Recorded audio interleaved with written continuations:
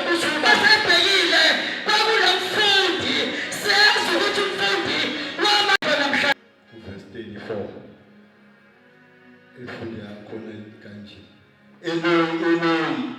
lamasawathana okungukuthi sibona uJesu lana esebenze lonke eseshayiwe kwenzeka lonke empilweni yakhe